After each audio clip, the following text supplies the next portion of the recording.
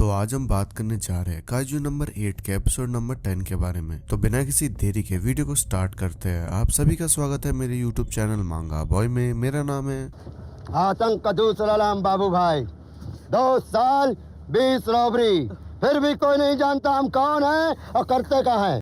Episode की शुरुआत में काफका कहता है कि कुछ भी हो जाए मैं हार नहीं मानूंगा और अपने पैरों पे फिर से खड़ा हो जाता है। जहां सोशिरो कहता है कि ये तुम्हारी चॉइस है, पर अगर मुझे कुछ गड़बड़ दिखी तो मैं रिमोट शील्ड ऑन कर दूंगा। जिसके बाद काफका भी इस बात के लिए मान जाता है। इसके बाद काफका इचिकावा से कहता है कि अब तुम्हें मेरी चिंता करने की कोई जरूरत नहीं, हमने डील करी थी, अगर कुछ भी मेरे साथ होता है तो उसके लिए तुम नहीं रुकोगे और तुम आगे बढ़ते रहोगे। इसके बाद इचिकावा कहता है कि आपको मेरी चिंता करने की कोई जरूरत नहीं, मैं आपके साथ ही रहूंगा। तो चलो फिर अपना बेस्ट देते हैं। और ये सब चीजें देख के सोशिरो वहाँ पे हंस रहा होता है। इसके बाद हम देखते कि इचिकावा ने काफका को अपने कंधों पर उठा रखा होता है, जहाँ काफका कहता है कि हम दोनों की पावर अब एक साथ हो गई है और अब तो हमें कोई भी नहीं रोक सकता। जहाँ इचिकावा कहता है ये काफी अजीब लग रहा है तो चिल्लाना प्लीज बंद कीजिए। इसके बाद काफका इचिकावा से कहता है कि तुम हमें सूट की पावर से आगे बढ़ाते रहो। और इसके बाद इचिकावा काफका से कहता है और हम आपके काइजू के नॉलेज से काइजू से डील करेंगे। इसके बाद हम सोशिरो को देखते हैं जो हंसते हंसते कहता है कि इन दोनों को अब तक पास कर देना चाहिए। इसके बाद काफका कहता है कि जल्दी चलो, हमें किकुरु के पास पहुंचना है। इसके बाद इचिकावा अपने फुल स्पीड से भागने लगता है और यहाँ हम देखते हैं कि सारे कैंडिडेट अलग अलग काइजू से लड़ रहे होते हैं। जहाँ फुरुआशी कहता है कि मैं जल्दी से जल्दी उस बड़े काइजू तक पहुंच के रहूंगा, जहाँ पर किकुरु उस टाइम आके बाकी काइजूस को मारते हुए आगे बढ़ जाती है। इसके बाद इचिकावा कहता है कि तैयार रहिए सर, जैसे ही हम उस तक पहुंचेंगे हमें उसे सपोर्ट करना होगा। इसके बाद हम किकुरु को देखते हैं जिसे किसी की भी सपोर्ट की कोई जरूरत नहीं थी और वो हर एक काइजू को मारते हुए आगे बढ़ती जा रही थी। जब बाकी लोग उसे देख के कहते हैं लगता है इसे हमारे सपोर्ट की भी जरूरत नहीं। इसके बाद किकुरु लास्ट छोटे से काइजू को भी मार देती है और वो बड़े काइजू की ओर बढ़ती जाती है। इसके बाद किकुरु बड़े काइजू पर एक ग्रेनेड मार के उसे थोड़ी देर के लिए वहीं पर शांत कर देती है। जहाँ वो इसके बाद काइजू के बीचों बीच मुंह पे खड़ी हो जाती है और अपने गन से उस काइजू के मुंह के अंदर मारना शुरू कर देती है, जिसके बाद वो काइजू वहीं पर मर जाता है। इसके बाद कोनोमी अनाउंस करती है कि आखिरी काइजू मारा जा चुका है, इसका मतलब अब फाइनल स्टेज खत्म हो चुका है। इसके बाद वो अपने सभी ड्रोन्स को वापस बुला लेते हैं और ये न्यूज सुनने के बाद काफका और इचिकावा दोनों ही शॉक हो जाते हैं कि इतनी जल्दी आखिरकार एग्जाम खत्म कैसे हुआ। वो लड़की तो सच में बहुत फास्ट है। इसके बाद सोशिरो के कहने पर वहाँ पर मेडिकल टीम भेज दी जाती है, जहाँ सोशिरो सोचता है कि जैसे मैंने सोचा था ये उससे भी पहले खत्म हो गया। इसके बाद मीना भी किकुरु की तारीफ करती है, जहाँ सोशिरो सोचता है कि ये तो कमाल की बात हो गई कि मीना को भी ये लड़की काफी पसंद है। इसके बाद सोशिरो कहता है कि मैंने सोचा था कि इस राउंड में 30 लोग बाहर हो जाएंगे, पर कोई भी एलिमिनेट नहीं हुआ और बहुत कम लोगों को ही इंजरीज हुई है और ये सब कुछ किकुरु की वजह से ही हुआ है। डायरेक्टर शिनोमिया की लड़की तो सच में कमाल की है और एक दिन ये सच में कमाल की एक ऑफिसर बनेगी और इस कंट्री की एक नई उम्मीद बनेगी। इसके बाद किकुरु अपने आप से कहती है क्या मैं परफेक्ट थी डैड, चलो वापस जाने का टाइम आ गया है। पर जैसे ही वो मुड़ती है उसे फील होता है कि उसके पीछे एक काइजू है और हम देखते हैं वो काइजू किकुरु पे हमला कर देता है। यहाँ से सीन काफका पे शिफ्ट होता है, जहाँ काफका तारीफ करते हुए कहता है कि किकुरु तो सच में कमाल की है। जहाँ इचिकावा कहता है कि तुमने बिल्कुल सही कहा, जो उसने कहा था उसने वो प्रूफ करके दिखा दिया और उसी की वजह से ही हम लोग यहाँ तक पहुँच पाए हैं। अब बस हमें रिजल्ट का वेट करना होगा।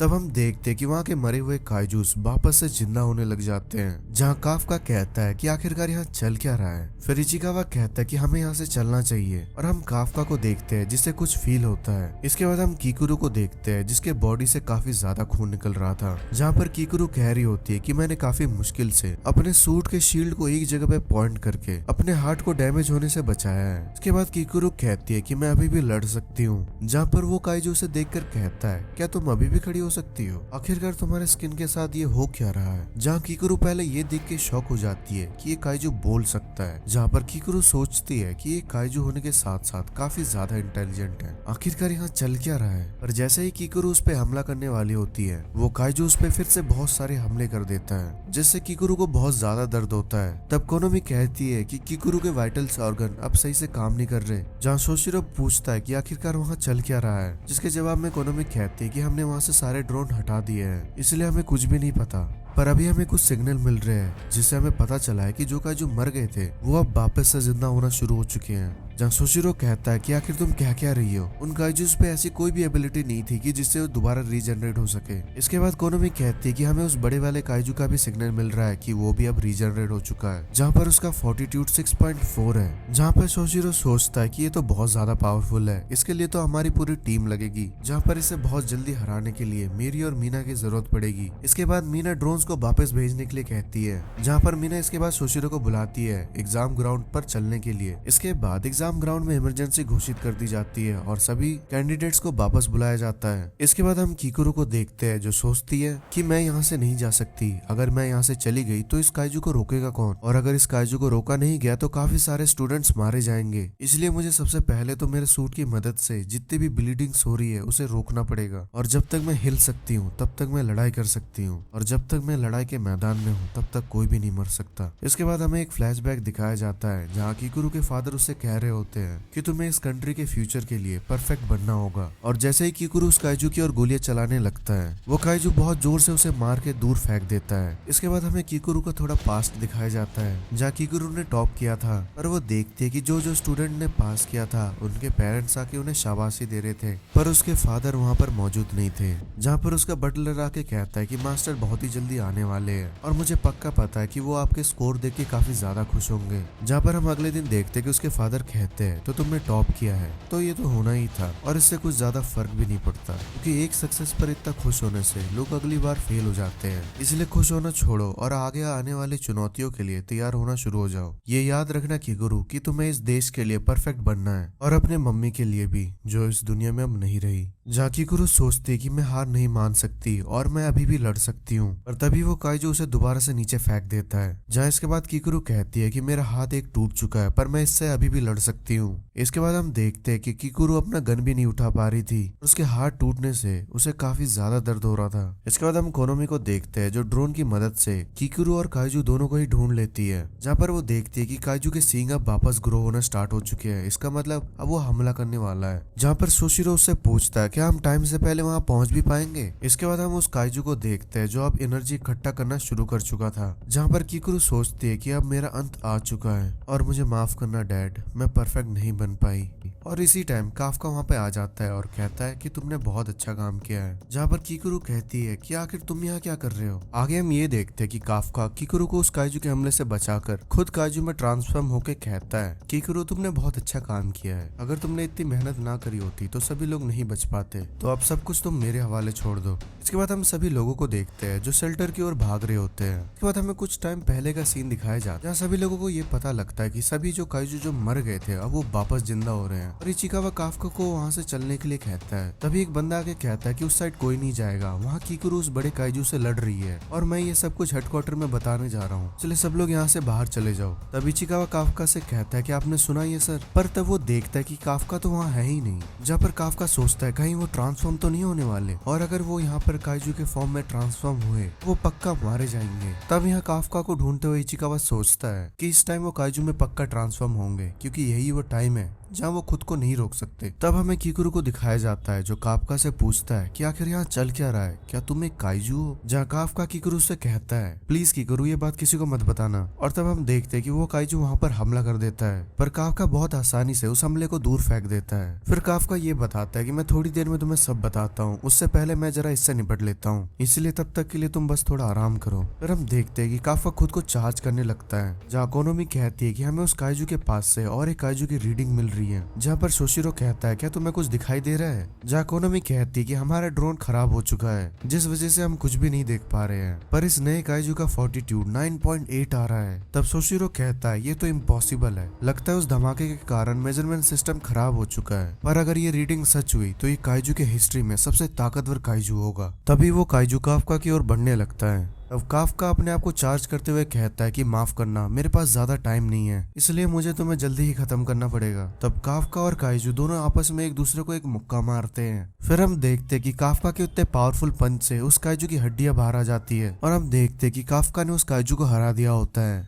जिसे देख के किकुरु एकदम शॉक हो जाती है। जिसके बाद काफका कहता है चलो देखते हैं क्या तुम इसके बाद जिंदा हो पाओगे। जिसके बाद हम देखते हैं कि काइजू के वो बॉडी पार्ट्स फिर से मूव होना स्टार्ट कर देते हैं। जहाँ पर काफका कहता है अरे भाई मैं तो मजाक कर रहा था यार, दोबारा जिंदा मत हो भाई। जिसके बाद हम देखते हैं कि वो ऑर्गन्स मूव करना बंद कर चुके हैं। इसके बाद काफका कहता है अरे यार मेरे को डराना बंद कर। तब किकुरु कहती है आखिरकार ये है कौन। तब काफका आकर एक काइजू जो किकुरु पे हमला करने वाला था उसको मार देता है। तब काफका किकुरु से कहता है लगता है तुम बिल्कुल ठीक हो और मुझे ये देख के काफी ज्यादा खुशी हुई, पर तुम्हें अपने आप को इस तरह खतरे में नहीं डालना चाहिए। तब इचिकावा काफका को मारते हुए कहता है आपको भी इस बात का ध्यान रखना चाहिए। आप मेरे पीछे से भागकर यहाँ आ गए और मैंने आके यहाँ क्या देखा कि आप ट्रांसफॉर्म हो चुके हैं। जहाँ काफका कहता है कि मैं सोच रहा था कि मैं बस अपने बॉडी पार्ट्स को ही ट्रांसफॉर्म करूंगा। जब मैंने उस बड़े काइजू को देखा तो मैं अपने आप को रोक नहीं पाया और तभी हम देखते कि किकुरु बेहोश हो जाती है। और वहाँ पर थोड़ी देर बाद मीना और शिशिरो वहाँ पर पहुंच जाते हैं। तब सोशिरो कहता है आखिरकार यहाँ हुआ क्या है और ये सब कुछ आखिर किया किसने है और मुझे ऐसा क्यों लग रहा है कि मैंने ये सब कहीं और भी देखा है। और तभी मीना के टीम मेंबर आके वहाँ पर कहते हैं कि हमें कोई भी एग्जामिनीज वहाँ पर नहीं मिले। जहाँ कोनोमी बताती है कि अभी अभी हमें पता लगा है कि 3 एग्जामिनीज शेल्टर नंबर 6 पे आ चुके हैं जो कि किकुरु, इचिकावा और काफका है। अब शिशिरो कहता है शुक्र है सब बच गए। मैं ये तो मान सकता हूँ कि किकुरु बहुत ज्यादा स्ट्रॉन्ग है पर उसके लिए भी ये करना काफी मुश्किल है। तब मीना कहती है कि पहले सारे काइजू वापस ठीक हो गए और उसके बाद ये इतना बड़ा ब्लास्ट। अभी ऐसी बहुत सारी चीजें हैं जो हमारी समझ में नहीं आ रहा है। तभी वो इन्वेस्टिगेशन यूनिट और डिस्पोजल यूनिट को वहाँ पर बुला लेती है। उसके बाद मीना अपने टीम से कहती है कि बाकी बचे हुए काइजूस को मैं और सोशिरो संभाल लेंगे।